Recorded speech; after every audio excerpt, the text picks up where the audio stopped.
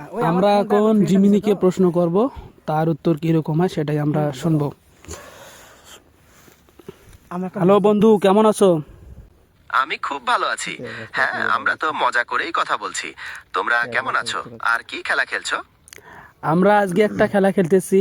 আমরা সিদ্ধান্ত নেব, কিন্তু নিতে পারতেছি না। তুমি যে সিদ্ধান্ত দেবা সেই সিদ্ধান্তের উপরে হবে।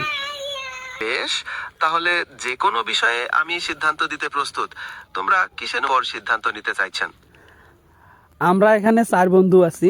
আমার নাম জাকির হোসেন, আমার আর এক বন্ধু আছে মেহেদি, বাকি 2 জন হচ্ছে শামীম এবং মাজেদুল।